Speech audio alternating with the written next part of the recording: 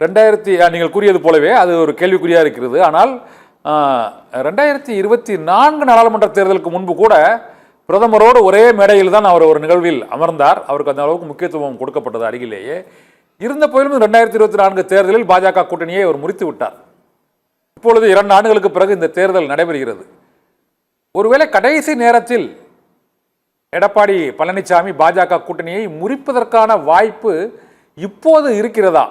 2024 நாடாளுமன்ற தேர்தலை போல 2026 சட்டமன்ற தேர்தலில் அவர் தாவேகாவை சேர்க்க வேண்டும், இல்லை என்றால் கூட்டணியிலிருந்து விலகுவேன் என்று கூறக்கூடிய அளவுக்கு எடப்பாடி பழனிசாமிக்கு அந்த துணிவு மற்றும் அந்த வியூக வகுக்கக்கூடிய ஒரு செயல்பாடு அவர் வகுப்பார்னு நினைக்கிறீங்களா?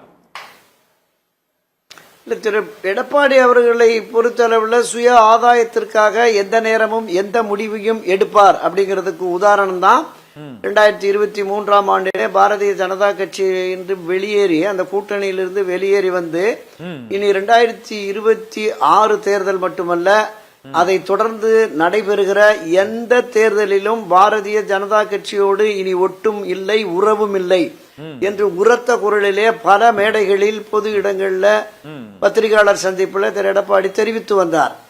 ஆனால் 2026 மீண்டும் ஆட்சி அதிகாரத்திற்கு வந்து முதலமைச்சராக நாம் ஆக வேண்டும் என்றால் ஒரு வலுவான கூட்டணி தேவை என்கிற பொழுது ஏறத்தாழ நாடாளுமன்ற தேர்தலில் 18-19% வாக்குகளை பெற்றிருக்கிற பாரத ஜனதா கட்சி தலைமையிலான இந்த என்டிஏ கூட்டணி அவசியம் என்று கருதிதான் அதோடு உடன்பாடு வைத்திருக்கிறார்.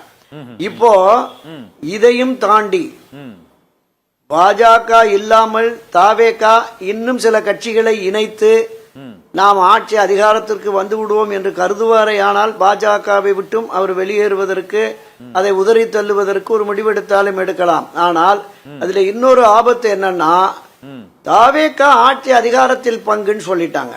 அப்ப கூட்டணி ஆட்சிக்கு இவர் ஒப்புக்கொண்டால் மட்டுமே தான் தாவேகா இங்க வரும்.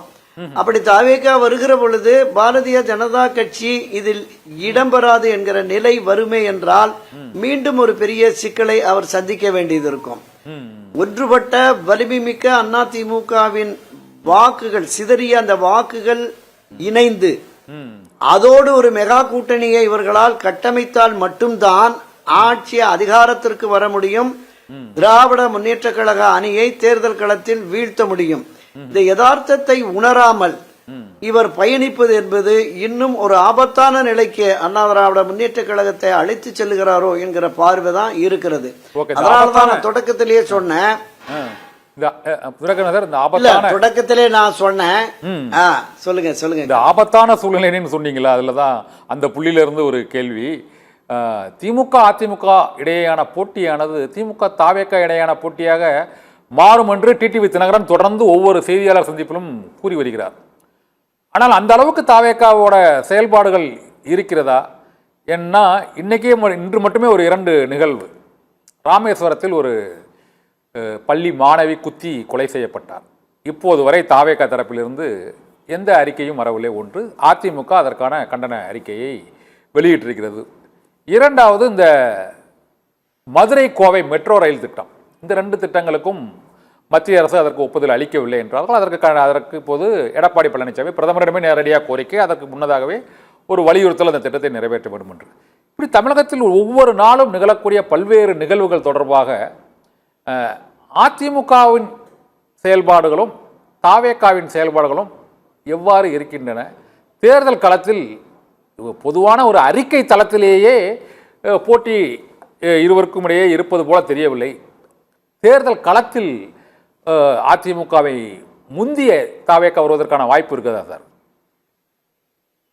இல்ல, தமிழக வெற்றி கழகத்தை பொறுத்தளவில் அதனுடைய தலைவர் விஜய் ஆகட்டும் அல்லது அந்த கட்சியை வழிநடத்துகிற 2ஆம் கட்ட நிர்வாகிகளாகட்டும் யாருக்குமே பெரிய அளவுல அரசியல் புரிதலோ அரசியல் அனுபவமோ அரசியல் பக்குவமோ இல்லை என்பதனுடைய வெளிப்பாடுதான் அவர்களுடைய செயல்பாடு நமக்கு தொடர்ந்து வருகிறது.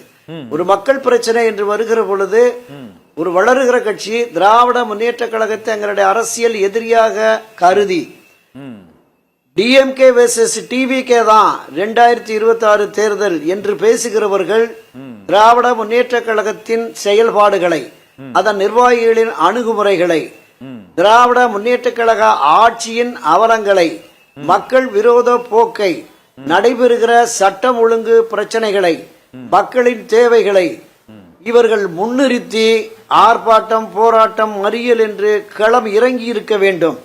நீங்க குறிப்பிட்ட மாதிரி அறிக்கையே 3 நாள் கழிச்சு 1 வாரம் கழிச்சு வருது அப்படிங்கிறது நிச்சயமா அரசியல் களத்துல ஒரு பக்குவமற்ற போக்காக தான் இருக்கிறது.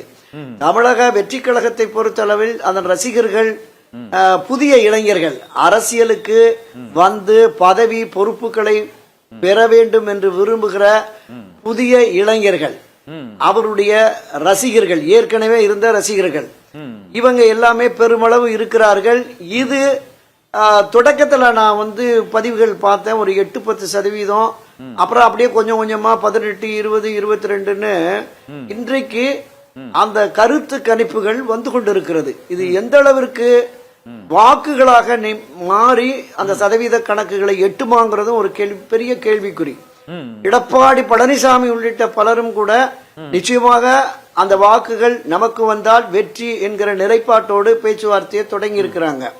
ஆனால் பரீட்சார்த்தமாக இந்த வாக்குகள் வெற்றியை கொண்டு வந்து சேர்க்குமா அப்படிங்கிறது நமக்கு இன்னுமே பிடிபடல, தெரியல.